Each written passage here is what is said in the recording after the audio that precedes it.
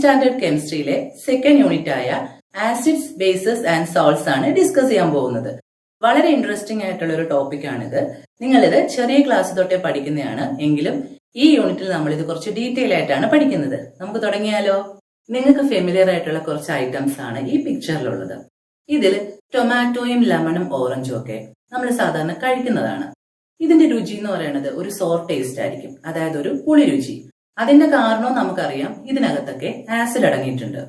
ടൊമാറ്റോയിലാണെങ്കിൽ oxalic acid, ലെമണിലും ഓറഞ്ചിലും ആണെന്നുണ്ടെങ്കിൽ citric acid.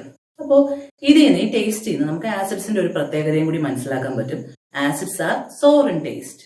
ഈ പിക്ചറിൽ അടുത്ത ആളിനെ നോക്കിയേ, ബേക്കിംഗ് സോഡ. ബേക്കിംഗ് സോഡയ്ക്കാണെന്നുണ്ടെങ്കിൽ ഒരു ബിറ്റർ ടേസ്റ്റ് ആണ്, ഒരു കയ്പും വഴുവഴുപ്പും ഒക്കെ ഉണ്ട്. അതായത് ഇതൊരു ബേസ് ആണ്. അപ്പോൾ bases are bitter in taste.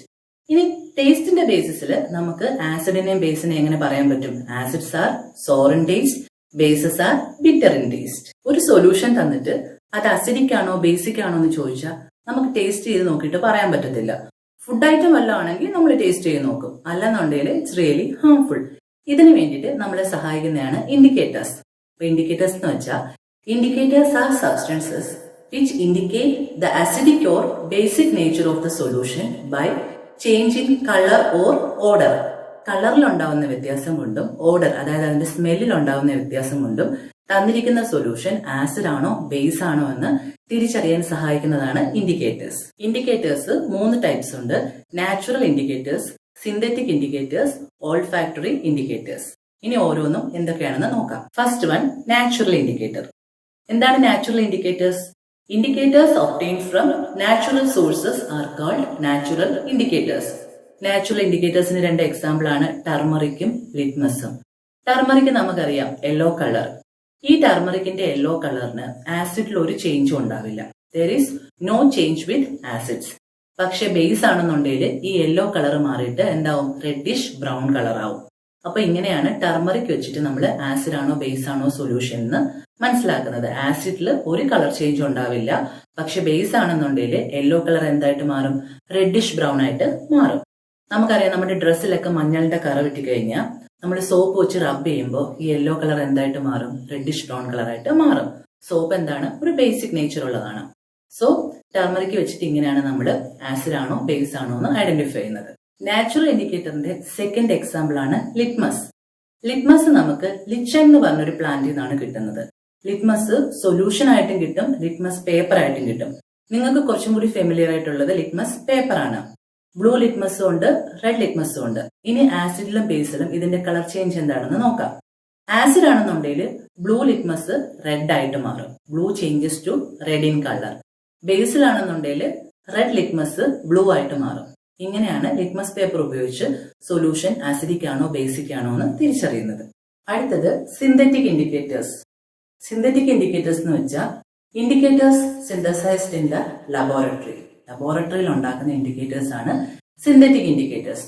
അതിന് 2 എക്സാമ്പിൾസ് ആണ് ഫിനോഫ്താലിനും മീഥൈൽ ഓറഞ്ചും. ഇതിന്റെ കളർ ചേഞ്ച് നമുക്ക് നോക്കാം. ഫിനോഫ്താലിൻ എന്ന് പറയുന്നത് ഒരു കളർലെസ് ആയിട്ടുള്ള ലിക്വിഡ് ആണ്. ആസിഡ് സൊല്യൂഷനിൽ ഇത് കളർലെസ് തന്നെ ആയിരിക്കും. ബേസിക് സൊല്യൂഷൻ ആണെന്നുണ്ടെങ്കിൽ ഇത് പിങ്ക് കളറായിട്ട് മാറും. ഇനി മീഥൈൽ ഓറഞ്ച് നോക്കുകയാണെന്നുണ്ടെങ്കിൽ ശരിക്കും മീഥൈൽ ഓറഞ്ചിന്റെ കളർ ഓറഞ്ച് കളറാണ്. ആസിഡ് സൊല്യൂഷനകത്താണെന്നുണ്ടെങ്കിൽ ഈ ഓറഞ്ച് കളറ് റെഡ് ആയിട്ട് മാറും. ബേസിലാണെങ്കിൽ ഈ ഓറഞ്ച് കളറ് യെല്ലോ ആയിട്ട് മാറും. അപ്പോൾ സിന്തറ്റിക് ഇൻഡിക്കേറ്റേഴ്സ് എക്സാമ്പിൾ ഫിനോഫ്താലിനും മീഥൈൽ ഓറഞ്ചും. ഫിനോഫ്താലിൻ ഉണ്ടാവുന്ന കളർ ചേഞ്ച് എന്ന് പറയുന്നത് ആസിഡില് കളർലെസ് തന്നെ ആയിരിക്കും. ബേസിലാണെന്നുണ്ടെങ്കിൽ അത് പിങ്ക് കളറായിട്ട് മാറും. ഇനി മീഥൈൽ ഓറഞ്ച് ആണെങ്കിൽ ഓറഞ്ച് കളറാണ്. ആസിഡില് ഓറഞ്ച് എന്തായിട്ട് മാറും? റെഡ് കളറായിട്ട് മാറും. ബേസിലാണെന്നുണ്ടെങ്കിൽ ഓറഞ്ച് യെല്ലോ കളറായിട്ട് മാറും. അടുത്തത് ഓൾഫാക്ടറി ഇൻഡിക്കേറ്റേഴ്സ്. ഇതുവരെ നമ്മൾ ഇൻഡിക്കേറ്റേഴ്സിന്റെ കളർ ചേഞ്ചിന്റെ ബേസിസിലാണ് പറഞ്ഞിരുന്നത്. ഓൾഫാക്ടറി ഇൻഡിക്കേറ്റേഴ്സ് എന്ന് പറയുമ്പോൾ അവിടെ കളറിനല്ല മാറ്റം ഉണ്ടാകുന്നത്, അതിന്റെ ഓർഡറിനാണ്, അതിന്റെ സ്മെല്ലിനാണ് മാറ്റം ഉണ്ടാകുന്നത്. അപ്പോൾ olfactory indicators R substances which change there order when mixed with acid or base. Example, onion, clove oil, vanilla extract. Examples നോക്കിയേ. ഒണിയന് അതിൻ്റെതായിട്ടുള്ള ഒരു ക്യാരക്ടറിസ്റ്റിക് സ്മെല്ലുണ്ട്. ഇനി ആസിഡും ബേസുമായിട്ട് ഇതിന് എന്ത് ചേഞ്ചസ്, ഇതിന്റെ സ്മെല്ലിൽ എന്തൊക്കെ ചേഞ്ചസ് ഉണ്ടാവും നമുക്ക് നോക്കാം. ആസിഡിലാണെന്നുണ്ടെങ്കിൽ ഒണിയന്റെ സ്മെല്ലിന് യാതൊരു മാറ്റവും ഉണ്ടാവില്ല. പക്ഷെ ബേസിലാണെന്നുണ്ടെങ്കിൽ ഈ ഒണിയന്റെ സ്മെല്ല് മൊത്തത്തിൽ അങ്ങ് വാനിഷ് ആയി പോകും. ഇതുപോലെ തന്നെയാണ് വാനില എക്സ്ട്രാക്ടിന്റെ കേസിലും ക്ലോവ് ഓയിലിന്റെ കേസിലും. ഇവരുടെ രണ്ടിന്റെയും സ്മെല്ല് ആസിഡ് സൊല്യൂഷനിൽ ഒരു മാറ്റവും ഉണ്ടാക്കില്ല. പക്ഷെ ബേസിലാണെന്നുണ്ടെങ്കിൽ ഈ സ്മെല്ല് അങ്ങ് ഇല്ലാണ്ടായി പോകും. ഇങ്ങനെയാണ് ചേഞ്ച് ഇൻ ഓർഡർ അല്ലെങ്കിൽ ചേഞ്ച് ഇൻ സ്മെല്ലിന്റെ ബേസിസിൽ നമ്മൾ ആസിഡിനെയും ബേസിനെയും തിരിച്ചറിയുന്നത്. ഇന്നത്തെ ക്ലാസ്സിൽ ഡിഫറെന്റ് ടൈപ്സ് ഓഫ് ഇൻഡിക്കേറ്റേഴ്സും അത് യൂസ് ചെയ്തിട്ട് എങ്ങനെയാണ് ആസിഡിനെയും ബേസിനെയും ഐഡന്റിഫൈ ചെയ്യുന്നതെന്ന് നമ്മൾ പഠിച്ചു.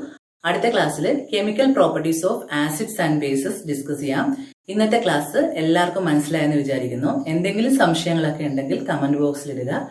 ക്ലാസ് ഇഷ്ടമായിട്ടുണ്ടെങ്കിൽ ഈ ചാനൽ ലൈക്ക് ചെയ്യുക, ഷെയർ ചെയ്യുക, സബ്സ്ക്രൈബ് ചെയ്യുക. താങ്ക്